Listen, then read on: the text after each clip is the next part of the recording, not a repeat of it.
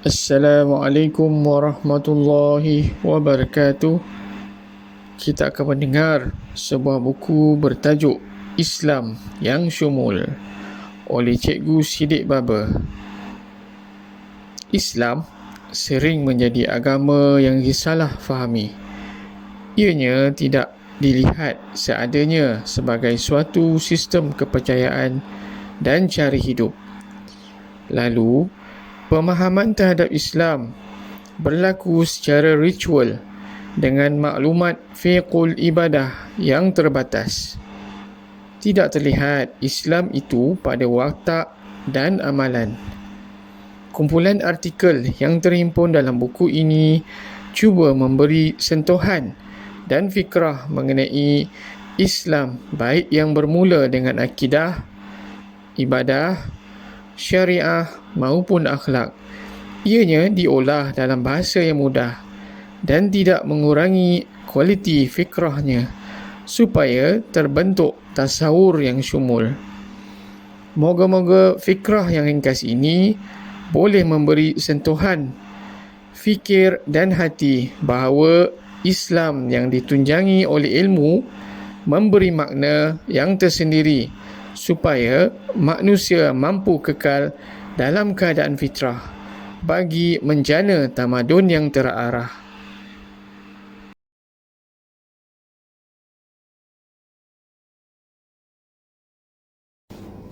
Yang kita ada semuanya milik Allah.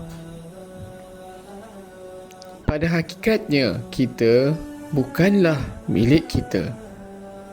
Kita tidak mampu melakukan penciptaan.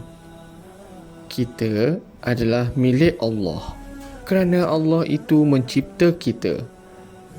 Allah mencipta manusia dari tidak ada kepada ada. Allah mencipta dan mengurus alam ini dengan segala isi yang terdapat. Manusia tidak pernah melakukan penciptaan.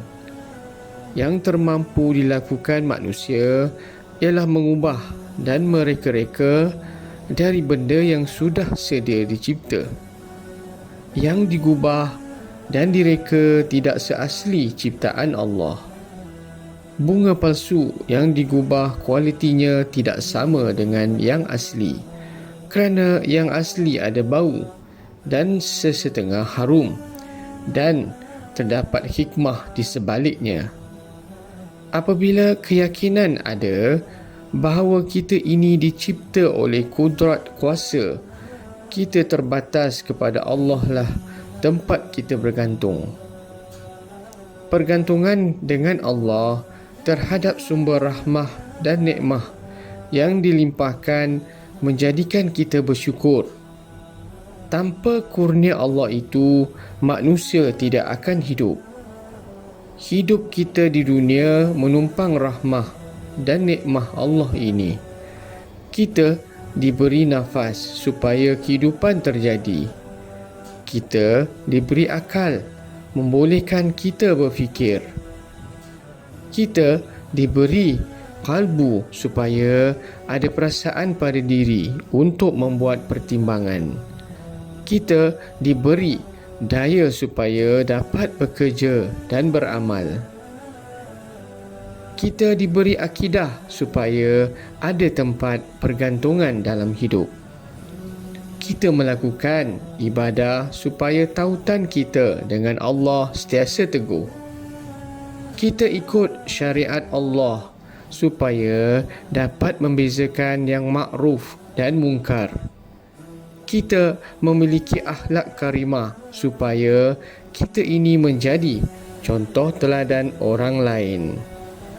Semua itu Allah limpahkan kepada kita supaya hidup ini memberi makna. Hidup sekadar hidup sama seperti haiwan. Hidup yang berfikir dan berilmu. Hidup yang amanah, adil dan penuh timbang rasa, menepati nilai manusiawi dan hidup yang mempamerkan amal yang baik akan jadi sumber ikutan. Konsep din atau agama atau dayana juga membawa maksud keberhutangan. Kita ini berhutang kepada Allah dalam banyak perkara. Hutang ini perlu dilangsaikan supaya kehidupan dapat dipenuhi. Melakukan ibadah dengan ikhlas ibarat menunaikan hutang ini.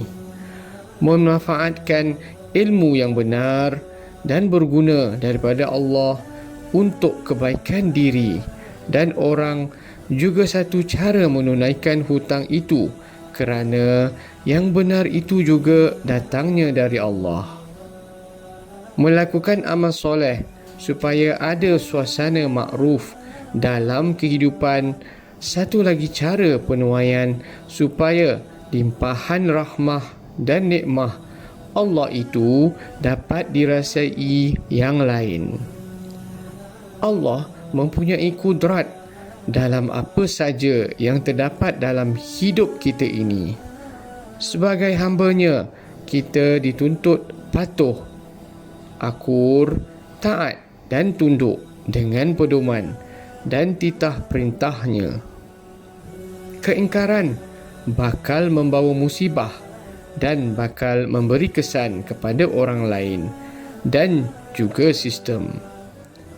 Justru hamba Allah yang taat dan dipedoman oleh ilmu Al-Quran memahami taklif atau amanah yang patut disempurnakan supaya hidup ini memberi makna tidak saja kepada manusia tetapi yang lain. Hidup yang penuh makna ialah hidup yang memiliki keyakinan bahawa Allah Maha Berkuasa, pemilik dan pengurus atas segala. Keyakinan ini sangat penting memahami kewujudan dan peranan kita di dunia ini. Dunia yang kita huni ini adalah sementara. Seperti orang terdahulu, akhirnya akan kembali bertemu Allah.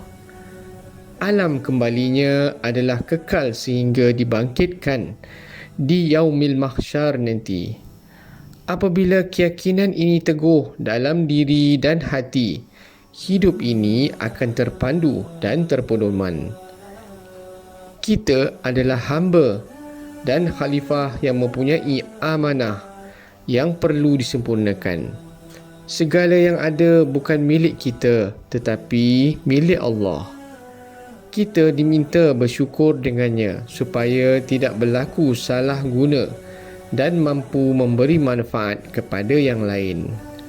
Landasan ini, kalau ada, kehidupan kita akan lebih tenang dan aman kerana kita tahu mengapa kita dijadikan dan kita tahu di mana akhirnya kita ini. Sekian.